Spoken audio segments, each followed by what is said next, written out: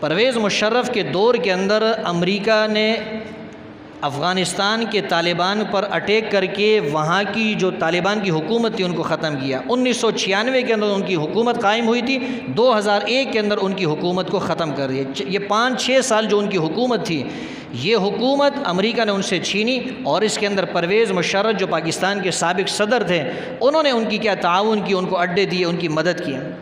پرویز مشرف نے ان کا خوب تعاقب کیا، وہاں کے مجاہدین کا، وہاں کے طالبان کا، وہاں کی حکومت کو ختم کرنے میں خوب تعاقب کیا۔ آج اللہ نے اپنی آنکھوں سے اس کو دکھا دیا، اپنی آنکھوں سے وہ دیکھ رہا ہے کہ دوبارہ اللہ تعالیٰ نے ان کو وہی حکومت دے دی جو حکومت اس نے ان سے چھینی تھی یا چھیننے میں مدد کی تھی۔ تو اللہ نے اس کے لیے ایک عبرت قائم کی، اللہ نے اس کی آنکھوں نے خود دیکھ لیا، اس نے اپنی آنکھوں سے دیکھ لیا کہ جن کو میں نے ختم کرنے کی کوشش کی تھی، آج وہ پہلے سے زیادہ پھلے پھولے ہیں اور پہلے سے زیادہ وہ ترقی کر گئے ہیں۔ لیکن ایک بات یاد رہے، کافی عرصے سے جو ہے پرویز مشرف کی تصویریں لوگ جو ہے فیس بک پر اور مختلف سوشل میڈیا پر جو ہے وائرل کیا کرتے تھے، اور اس کی وہ تصویر جس میں وہ بیڈ پر لیٹا ہوتا ہے ہسپتال کے اندر، اور اس تصویر کو لوگ شیئر کرتے ہیں، لوگ کہتے ہیں اللہ نے اس کو عبرت کا نشانہ بنا دیا ہے۔ یاد رہے کہ مسلمان جو اس کی بیماری پر خوش ہوتے ہیں، آپ کو اس کی اجازت نہیں کہ آپ کسی کی بیماری پر خوش ہو جائیں، کہ آپ بیمار نہیں ہو سکتے ہیں۔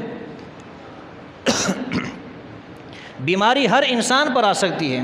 اگر کوئی آدمی بڑھاپے کے اندر چلا گیا، کوئی آدمی بیمار ہو گیا ہے، کوئی آدمی کسی تکلیف کے اندر مبتلا ہوگی، آپ اس کی تکلیف پر خوشی نہ منائیں۔ آپ یہ فیصلہ نہیں کر سکتے کہ یہ اللہ نے اس کے اعمال کی، اس کے کرتوتوں کی اس کو سزا دی ہے۔ ٹھیک ہے، اس نے ظلم کیا ہے، اس نے بہت برا کیا ہے، لیکن پھر بھی میں یہ کہتا ہوں کہ اس کی بیماری کو مذاق نہیں اڑانا چاہیے، اس کی بیماری پر ہنسنا نہیں چاہیے۔ بیمار ہم بھی ہو سکتے ہیں، ہم بھی ہسپتال جا سکتے ہیں، ہم بھی کسی تکلیف والی بیماری کے اندر مبتلا ہو سکتے ہیں۔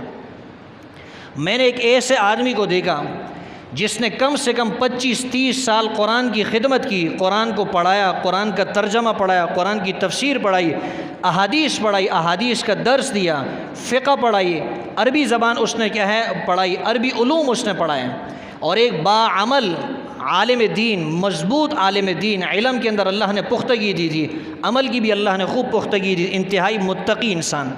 لیکن میں نے اس کی آخری زندگی دیکھی، وہ بیچارے کینسر کے اندر مبتلا ہو گئے، اور کینسر کی بیماری کی وجہ سے جو ہے وہ اس دار فانی کو چھوڑ کر چلے گئے، اس دنیا سے وہ رخصت ہو گئے۔ آپ کیا کہیں گے اللہ نے اس کو سزا دی ہے؟ نہیں، سزا نہیں، یہ دنیا دارالامتحان ہے، اس میں تو دنیا میں کسی پر بھی تکلیف آ سکتی ہے۔ حضور علیہ السلام کا دندان مبارک شہید ہوا ہے، آپ کیا کہیں گے کہ حضور علیہ السلام کامیاب انسان نہیں تھے؟ آپ کسی انسان کو تکلیف میں دیکھ لے، آپ یہ دعا پڑھا کرے، الحمدللہ الذی عافانی مما ابتلاک بہ وفضلنی علی کثیر ممن خلق تفضیلا۔ تمام تعریف اس اللہ کے لیے ہے جس نے مجھے عافیت بخشی ہے، جس نے مجھے راحت بخشی ہے اس تکلیف سے جس تکلیف کے اندر اللہ نے آپ کو مبتلا کیا ہے، اور بہت ساری مخلوقات پر اللہ نے مجھے فضیلت دی ہے۔ یہ دعا پڑھنی چاہیے کسی کو تکلیف میں دیکھ کر، کسی کو تکلیف میں دے کر خوشی نہیں کرنی چاہیے، اس پر مذاق نہیں کرنا چاہیے کہ اللہ نے اس کے کیے کی سزا دی ہے۔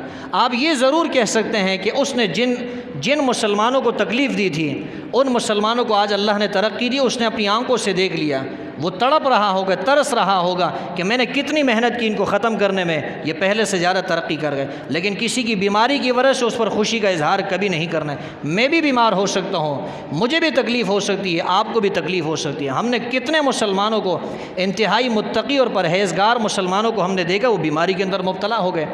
یہ کرونا کے زمانے کے اندر بڑے بڑے علماء دنیا سے چلے گئے۔ میری اپنی رائے ہے، اگر کوئی اس سے اتفاق نہیں کرتا اس کی مرضی، میری اپنی ایک سوچ ہے، میں یہ سمجھتا ہوں ہو سکتا ہے کہ کئی علماء اس کرونا کی بیماری کی وجہ سے چلے گئے ہوں۔ تو آپ کیا کہیں گے کہ اللہ نے ان کو عذاب کے اندر مبتلا کر دیا ہے؟ ایسی بات بولنی نہیں چاہیے جس کو کل آپ برداشت نہ کر سکیں۔ تو بہرحال آج یہ بات تو ہمیں سمجھ میں آ گئی اس آج کے بیان کے اندر، ہم کسی مسلمان کو بیماری میں دیکھ لے، تکلیف میں دیکھ لے، مصیبت میں دیکھ لے، پریشانی میں دیکھ لے، کسی کی بیٹی کی پریشانی ہے، کسی کے بیٹے کی پریشانی ہے، کسی کی بیٹی کا رشتہ نہیں لگ رہا، خوشی نہیں کرنی چاہیے۔ آپ یہ دعا پڑھیں، الحمدللہ الذی عافانی مما ابتلاک بہ وفضلنی علی کثیر ممن خلق تفضیلا۔ اے اللہ تیرا شکر ہے، تو نے مجھے عافیت میں رکھا ہے، اس کو تو نے مبتلا کیا ہے، تیرا شکر ادا کرتا ہوں، اس پہ خوشی کا اظہار نہیں کر رہا۔ لیکن ایسا بھی نہ ہو کہ جو آدمی بیمار ہے یا جس کی بیٹی کا رشتہ نہیں لگ رہا، کسی مصیبت میں ہے، کسی کورٹ کچہری میں پھنسا ہوا ہے، آپ چلے گئے، آپ نے کہا میں نے حدیث میں سنا ہے کہ یہ دعا پڑھنی چاہیے، آپ اس کے کان میں زور زور سے یہ دعا پڑھنے لگ جائے، اس کو تو اور تکلیف ہوگی، اس کو اور پریشانی ہوگی۔ اس کو سنانا نہیں، آپ نے خود یہ اپنے پاس یہ دعا پڑھنی ہے، الحمدللہ الذی عافانی مما ابتلاک بہ وفضلنی علی کثیر ممن خلق تفضیلا۔ اس کو نہیں سنانا، خود پڑھنا ہے، اور خود اس لیے پڑھنا ہے تاکہ اللہ تعالیٰ آپ کو اس تکلیف سے محفوظ رکھے، اس پریشانی سے اللہ آپ کو بچائے۔